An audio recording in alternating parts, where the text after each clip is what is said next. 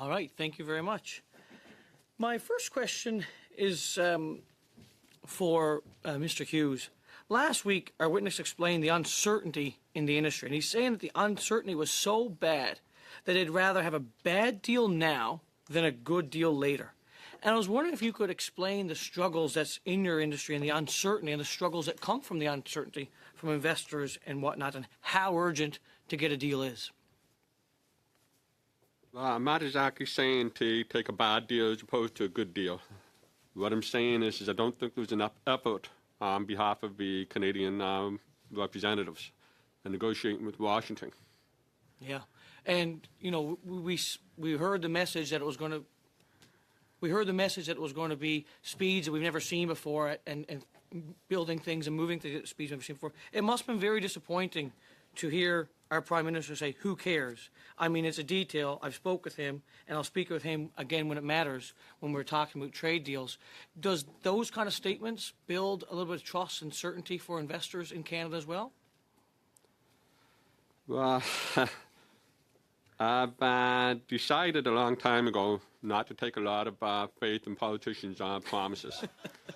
And although it was nice to hear, I knew it was not going to be possible at the speeds that he was promising. It was unrealistic.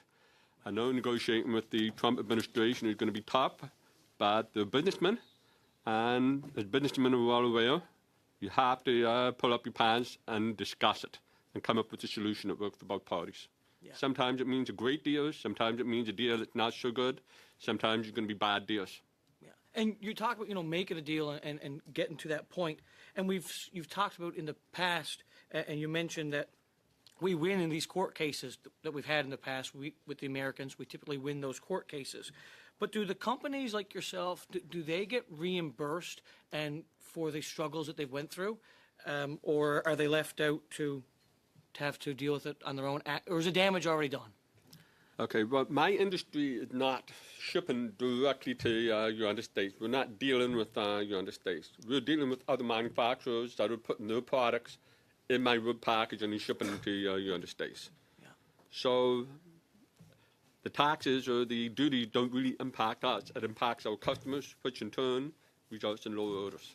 Yeah, you're left out in the cold, as some may say, and it's very tough to get that.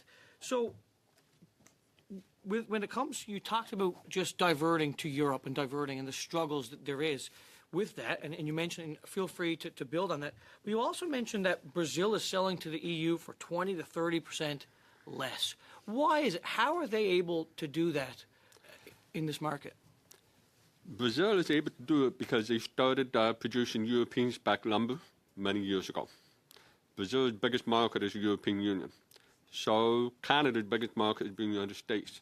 So it's two completely different markets that we're dealing with. So for us to pivot, it's going to take us time and it's going to take a lot of money and effort. Yeah. So do you think that a lot of regulations and all the red tape that we have and the industrial carbon tax for harvesting the wood products and all that, do you think that plays into it, or is it mostly just that they've been ahead of the game? I believe it does. Yes. So I just got one last question for you, and the Conservatives have been very adamant that we can improve the environment and reduce carbon emissions at the same time while supporting industry such as forestry, especially the forestry industry. And last week there was a Liberal MP who was on this committee, and I won't say his name out of respect, but he chuckled and alluded that our Conservative idea of increasing forestry to improve the environment is just silly. And I've seen that you've mentioned in your presentation about the carbon capture and the potential of actually helping the environment through proper forest management. And I'm wondering if you could set the record straight and talk more on how proper forest management can help our environment and reduce CO2 emissions to help climate change.